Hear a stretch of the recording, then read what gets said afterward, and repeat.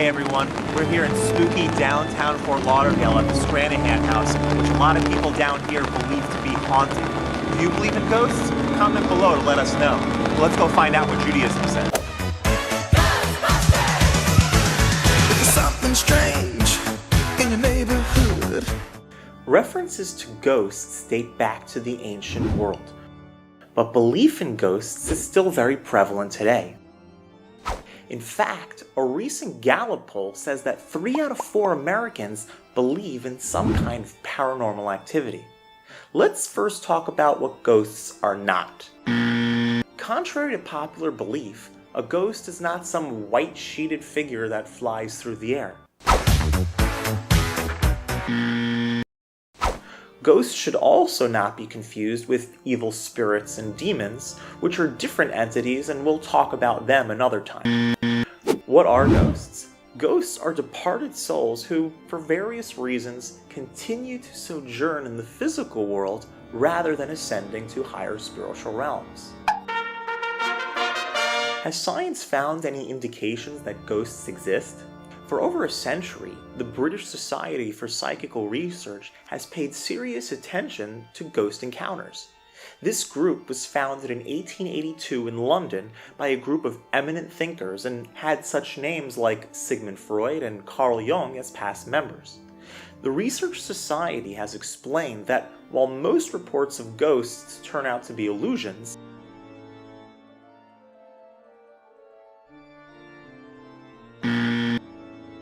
many seem to be verified.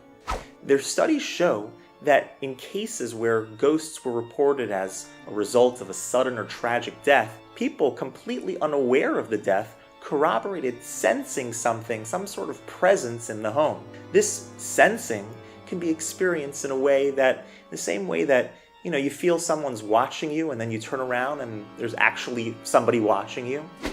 Even animals reacted strongly to the same unoccupied chair in an allegedly haunted Kentucky home.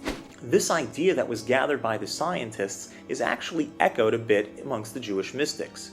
Sudden or tragic death is described in some texts as hurling the soul into a continued existence in this world.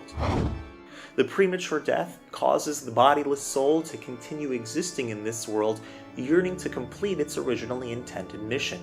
Additionally, in the Kabbalistic text, there are references to a semi-physical or transparent form of the soul called the tselem, or the guf dak. This form appears like the physical body in which it inhabited. Perhaps these are the apparitions or ghost figures that some encounter. Interestingly enough, this resembles how people describe themselves as well after having a near-death experience. What does the Bible say about ghosts? One famous biblical ghost involves King Saul. He's desperate to find out how to deal with the Philistines and consults a witch in order to conjure up the soul, the ghost of Samuel the prophet. Now this is something that's forbidden by Jewish law. The Bible tells us that we're not allowed to consult the dead or try to conjure spirits, so no attending seances or Ouija boards or psychics. We're meant to deal earnestly with God and let these souls rest in peace. The point to remember, though, is that we do live in a busy atmosphere.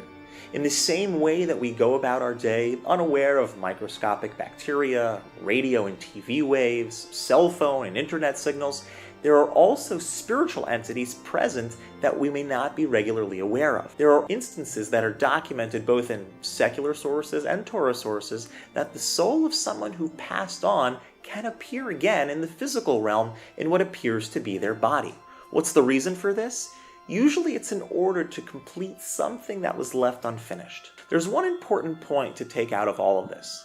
The time that a soul spends in the body during our lifetime is extremely precious and mission-driven.